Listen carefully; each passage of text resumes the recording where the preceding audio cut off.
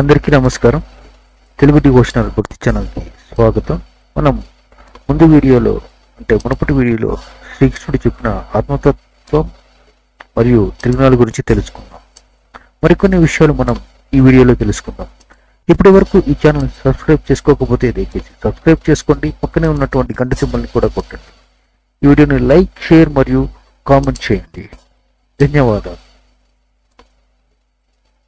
త్రిగుణాల గురించి చెప్తూ శ్రీకృష్ణుడు ఈ విధంగా అర్జునునితో ఉపదేశిస్తాడు.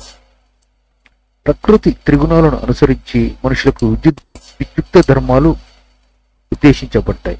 ఇవి కాక దుష్కర్మలు, అకర్మలు కూడా ఉన్నవి. అకర్మ అంటే ఏ కర్మ చేయకపోవడం.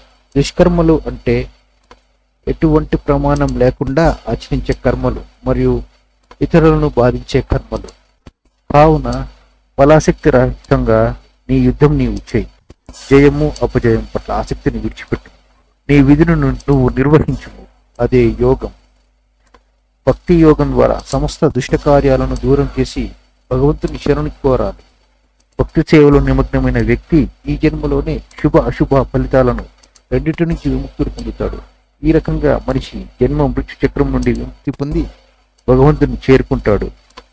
ఏ మనిషికి బుద్ధి దట్టమైన మోహం కలిగిస్తుందో అటువంటి వారు వినవలసిన దాని పట్ల ఉపేక్ష వహిస్తారు. అతడు సద్గతులను ఎన్నటికీ పొందలేడు. ఎప్పుడు మనసు వేదాలంకృత మాటలతో కలత చెందదో అప్పుడు నువ్వు దివ్య చైతన్యాన్ని పొందుతావు అని శ్రీకృష్ణుడు చెప్తాడు.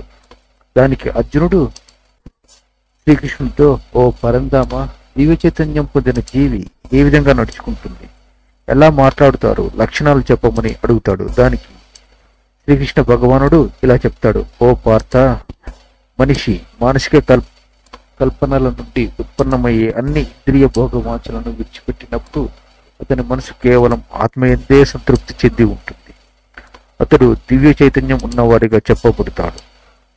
తాబేలు తన అన్ని అవయవాలను చిప్పులోకి ముడుచుకున్న విధంగా ఇంద్రియ భోగాల నుండి ఇంద్రియాలను వెనుకకు తీసుకోగలిగిన వాడే పరిపూర్ణ చైతన్యం కలిగి ఉంటాడు. ఉన్నతమైన ఈ అనుభూతి ద్వారా మాత్రమే మనిషి ఇంద్రియ భోగ కలాపాలను విడిచి ఆ చైతన్యంలో స్థిరముగా ఉంటాడు. మనిషి దివ్యంగా నెలకొనిదే ఇంద్రియ భోగాన్ని విడవటం అసాధ్యం. నియమ నిబంధనలతో ఇంద్రియ భోగాన్ని నియంత్రిస్తే అది రోగిని తనకి ఇష్టమైన ఆహార పదార్థాల నుండి దూరం చేయడం వంటిది. తద్వారా జీవుడు పరమాత్మను చేరుకోలేడు. జీవుడు పరమాత్మను చేరుకోవడానికి అష్టాంగ యోగం అంటే యమం, నియమం, ఆసనం, ప్రాణాయామం, ప్రత్యాహారం, ధారణం, ధ్యానం వంటి ఆధ్యాత్మిక పద్ధతుల ద్వారా ఇంద్రియ నిగ్రహం సాధించవచ్చు. తద్వారా జీవుడు పరమాత్మని చేరుకోవచ్చు అని శ్రీకృష్ణ భగవానుడు అర్జునునికి వివరిస్తాడు. మరిన్ని విషయాలు మనం తదుపరి వీడియోలో చూసుకుందాం. నమో కృష్ణ, నమో వాసుదేవ, కృష్ణం వందే జగద్గురుం.